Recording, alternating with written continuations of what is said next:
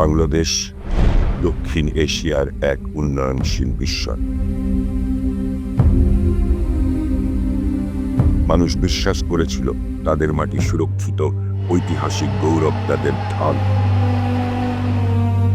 অথচ এই ভূখণ্ডের বুকে জুলাই 2024 সালে ঘটে যায় এমন এক ঘটনা যা ফিরিয়ে নিয়ে যায় স্বাধীনতার আগের অন্ধকার যুগে।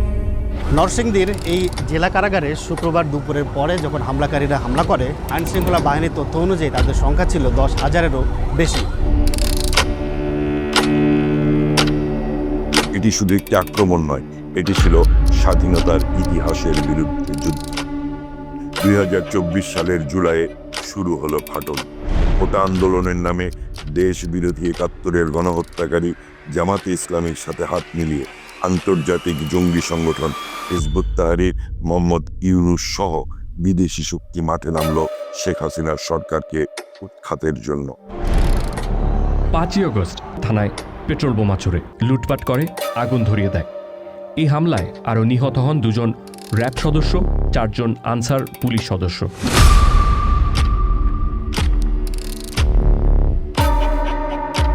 তাদের মেটিকুলাস প্ল্যান অনুযায়ী সহিংস হলো আন্দোলন। মেট্রো স্টেশনে আগুন দেওয়া হলো,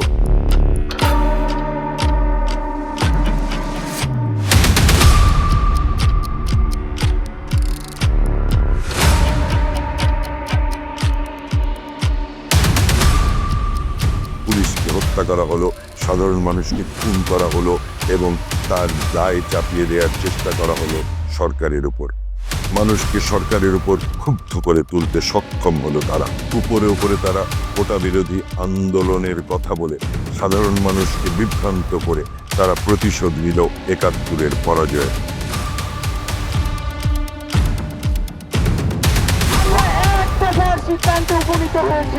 যুদ্ধাপরাধী মৌলবাদী সংগঠন জামাতে ইসলাম, শিবির, হিজবুত তাহরির ও ডক্টর মোহাম্মদ ইউনূসের বর্তমান সময়ে স্বীকারোক্তি তা প্রমাণ করে। It's amazing, meticulously designed thing. It's not just suddenly came, it's not like that. Very well designed. Even the leadership pattern, these are the guys. Let's give them a big applause. আমরা মৌলিক ভূমিকা পালন করেছি এবং খুবই সচেতন ছিলাম এটা যে জামাত শিবিরের একটা আন্দোলন এটার জন্য প্রকাশিত না হয়। মুক্তিযুদ্ধের প্রতীক ছিল যারা, তাদের মূর্তি ভাঙা হলো, যা আসলে 71-এর চেতনার পরিপন্থী। 71-এর চেতনাকে মুছে ফেলার একটা চূড়ান্ত পরিকল্পনা। পরাজিত আদর্শ ফিরে এলো, গণহত্যাকারীরা পেল রাজনৈতিক বৈধতা। ডক্টর মোহাম্মদ ইউনূসকে সামনে রেখে রাষ্ট্র ক্ষমতা দখল করলো জঙ্গি ও দেশের স্বাধীনতা বিরোধীরা। 71-কে মুছে ফেলার চক্রান্ত হিসেবে পরিকল্পিত আক্রমণ করলো 1971 সালে মহান মুক্তিযুদ্ধের প্রাণ পুরুষ, জাতির পিতা বঙ্গবন্ধু শেখ মুজিবুর রহমানের জন্মভূমি গোপালগঞ্জকে। ইউনূস সরকারের তত্ত্বাবধানে জন্ম নেয়া কিংস পার্টি নামে পরিচিত এনসিপি 16 জুলাই 2025 সালে প্রকাশ্যে ঘোষণা দেয় বাংলাদেশের মানচিত্র থেকে গোপালগঞ্জকে মুছে ফেলা হবে। গোপালগঞ্জের নাম বাংলাদেশের মানচিত্র থেকে সরাই দিব। গোপালগঞ্জকে যদি ছাপা করে না হয়, আগামী 24 ঘন্টা পর হাজারো ছাত্র জনতা নিয়ে গোপালগঞ্জকে স্বাধীন করার উদ্দেশ্যে লং মার্চ টু গোপালগঞ্জ ঘোষণা করছি। গোপালগঞ্জে গিয়া ফ্যাসিবাদের আতুর ঘরকে জাহান্নাম বানাই দিব।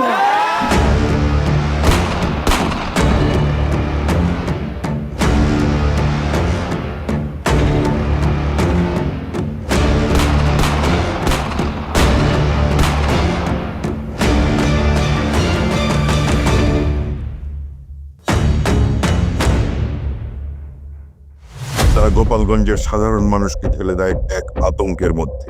পুলিশ, সেনাবাহিনীর মাধ্যমে গোপালগঞ্জের আওয়ামী লীগ ও এর অঙ্গ সহযোগী সংগঠনের সকল নেতাকর্মীকে গ্রেপ্তার করা হয় অথবা গোপালগঞ্জ ছেড়ে পালিয়ে যেতে বাধ্য করা হয়। এখানেই শেষ নয়, গোপালগঞ্জের সাধারণ মানুষেরকেও গণগ্রেফতার করা হয়। আপনি কি করেন? ছাত্রলীগ করেন?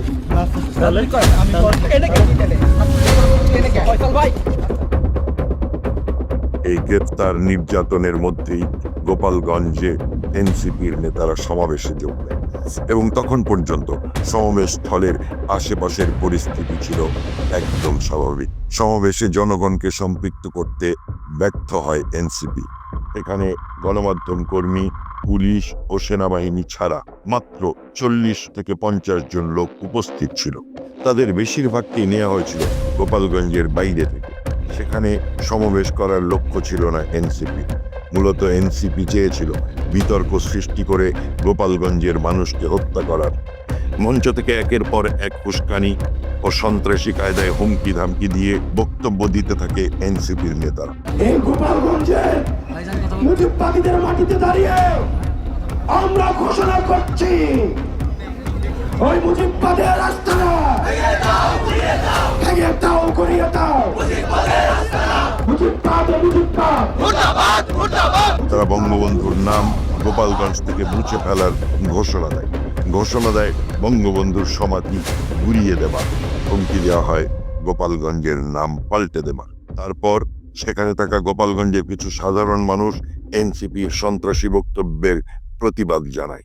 এনসিপি, জামায়াত, হিজবুদের পরিকল্পনা অনুযায়ী সেনাবাহিনী প্রস্তুত ছিল এই সুযোগ নেবার। ঢাকায় বসে পুরো বিষয়টা নিয়ন্ত্রণ করে ও সেনাবাহিনীকে নির্দেশ প্রদান করে উপদেষ্টা আসিফ মাহমুদ ও স্বরাষ্ট্র উপদেষ্টা জাহাঙ্গীর আলম, যা উপদেষ্টা আসিফ মাহমুদ নিজেই ফেসবুকে স্ট্যাটাস দিয়ে জানায়। অন্যদিকে সমাবেশ স্থলে সেনাবাহিনী ও পুলিশকে সাধারণ মানুষের উপর নির্যাতনের নির্দেশ দিয়ে সেনাবাহিনীর ট্যাঙ্কের ভেতরে ঢুকে পালিয়ে যায় হাসনাত, সার্জিস সহ এনসিপির অন্যান্য নেতা। তাদের নির্দেশ পাবার পরে সেনাবাহিনী নিরস্ত্র গোপালগঞ্জবাসীর উপর গুলি চালাতে শুরু করে।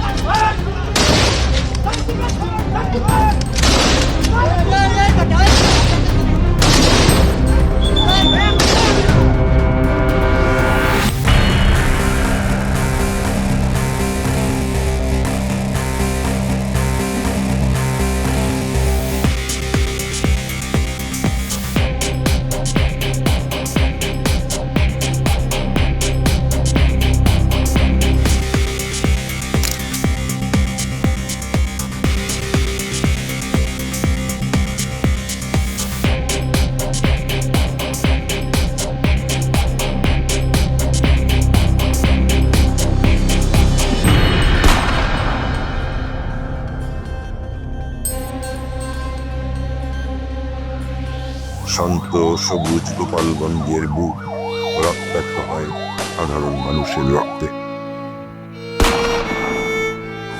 আপনার কি হয়?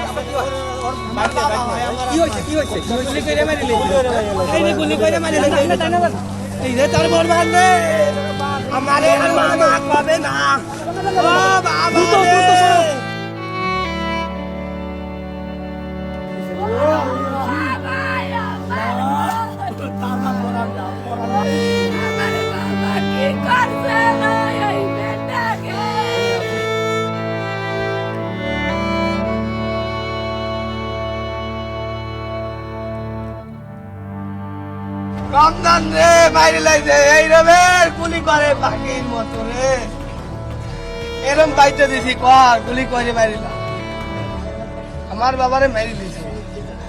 আর বাবুরা কত কষ্ট হইরে পালতি রে বাবারে, মা একটা গেঞ্জিতে মানে 5 কেজি রক্ত। ওই মেয়েটা ঠিক করে আমার ঘটনা আমার নিয়ে যেতে বুকে ফুট ছিদ্র হয়ে গেছে, এই জায়গাটা, এই জায়গাটা, ঠ্যাঙ্গেরটা।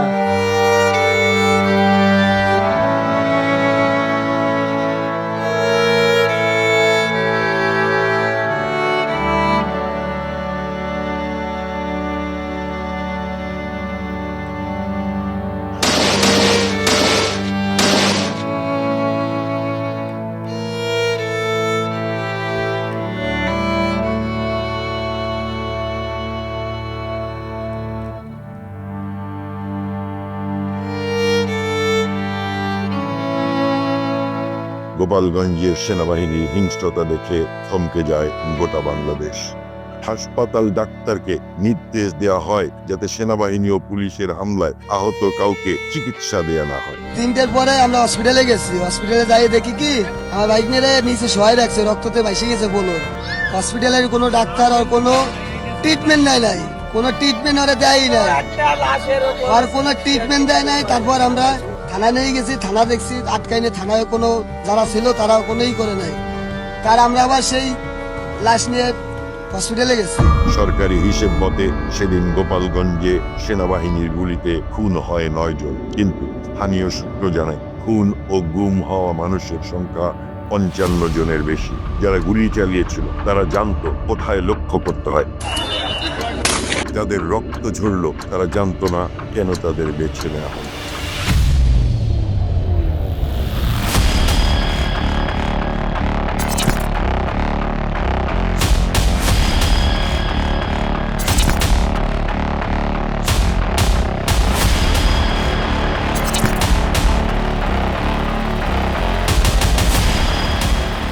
এখনো অনেক মানুষ নিখোঁজ, যাদেরকে সেনাবাহিনী তুলে নিয়েছে তাদের পরিবারের সামনে থেকে, তারপর থেকে তারা নিখোঁজ। অথচ সেনাবাহিনী এখন অস্বীকার করছে এই তুলে নেবার কথা। এখানে প্রাণঘাতী কোনো অস্ত্রের ব্যবহার করা হয়নি। যাদেরকে পুলিশ ও সেনাবাহিনী হত্যা করে তাদের পরিবারকে বাধ্য করা হয় পোস্টমর্টেম না করে দ্রুত লাশ দাফন করতে। এমনকি লাশের জানাজা পড়ানোর ক্ষেত্রেও সেনাবাহিনী বাধা দেয়। সেনাবাহিনীর গুলিতে নিহত দীপ্ত সাহার পরিবারকে বাধ্য করা হয় পোস্টমর্টেম ছাড়াই লাশ দাহ করে ফেলতে। হসপিটালে যাওয়ার পরে হসপিটালে যারা দায়িত্বরত ডাক্তাররা ছিল, নার্সরা ছিল, তারা আমাদের বলে যে আপনারা লাশ এখান থেকে নিয়ে চলে যান, আমরা লাশ এখন কিছু করবো না, আপনারা লাশ নিয়ে চলে যান। যদি লাশ নিয়ে না চলে যান তাহলে এটা ঝামেলা হবে, আপনারা লাশ নিয়ে চলে যান। তারপর আমরা কি করবো, আমরা ওই চিন্তা ভাবনা করে যে ঝামেলা দিয়ে দরকার না, আমরা পোস্টমর্টম যখন নাই করতে পারলাম তখন আমরা লাশ নিয়ে চলে এসেছি। গোপালগঞ্জবাসী ভেবেছিল এতগুলো খুনের পর হয়তো নির্যাতন বন্ধ করবে সেনাবাহিনী, কিন্তু তাদের ভাবনাকে মিথ্যে প্রমাণ করে এনসিপির নেতাদের নির্দেশ অনুযায়ী সেনাবাহিনী শুরু করে নির্যাতনের আরেক ধারাবাহিকতা। 144 ধারা জারি করে গোপালগঞ্জে সাংবাদিক সহ সবার প্রবেশে নিষেধাজ্ঞা দেওয়া হয় এবং পুরো বাংলাদেশকে অন্ধকারে রেখে শুরু হয় হত্যা ও গ্রেফতারের এক উৎসব। গোপালগঞ্জের মানুষের উপর একের পর এক হামলা শুরু করে পুলিশ। যেখানে প্রকাশ্যেই নিরস্ত্র মানুষকে হত্যা করেছে সেনাবাহিনী ও পুলিশ, সেই তথ্য যখন সামাজিক মাধ্যমে প্রকাশিত হয়, পুরো বিশ্ব দেখেছে নিরস্ত্র মানুষের উপর সেনাবাহিনী ও পুলিশের হত্যাযজ্ঞ। অথচ সেই হত্যার দায়ে মামলা দেওয়া হয় গোপালগঞ্জেরই সাধারণ মানুষের উপর, এবং মোহাম্মদ ইউনূস নিজেও তার স্টেটমেন্টে খুনের দায় চাপায় আওয়ামী লীগের ওপর। 15টার অধিক মামলা করে পুলিশ সেখানে আসামি করে 25,000-এর উপর গ্রামবাসী। পুলিশ ও সেনাবাহিনী শুরু করে গোপালগঞ্জের প্রতিটি ঘরে ঢুকে গণগ্রেপ্তার। শুরু হয় গোপালগঞ্জকে পুরুষ শূন্য করে দেবার ষড়যন্ত্র। গোপালগঞ্জ শুধুই কষ্ট সহ্য করেনি, সে চিৎকার করেছে, কিন্তু ক্যামেরা ফিরেছে, খবর বদলেছে। সত্য চাপা পড়েছে লাশের সাথে, কিন্তু সত্য কি আসলেই চিরকাল চাপা থাকে? একদিন ইতিহাস বলবে পাকিস্তানি পরাজিত শক্তি মুক্তিযুদ্ধ আর স্বাধীনতার উপর কি বিভৎস আক্রমণ করেছিল। গোপালগঞ্জে গণহত্যার পেছনের মেটিকুলাস প্ল্যানের সত্য নিশ্চয়ই একদিন বেরিয়ে আসবে গণহত্যার পেছনের মাস্টার মাইন্ডদের কথা, এবং ইতিহাসে লিপিবদ্ধ থাকবে দেশদ্রোহীদের সহযোগী হিসেবে বাংলাদেশ সেনাবাহিনীর এক কলঙ্কিত অধ্যায়ের কথা। ইতিহাস কথা বলবে তার নিজের স্বাভাবিক ভাষাতেই। ইতিহাস কোনো জঙ্গি দেশদ্রোহীদের শিখিয়ে দেয়া ভাষায় কথা বলে না, কথা বলবেও না।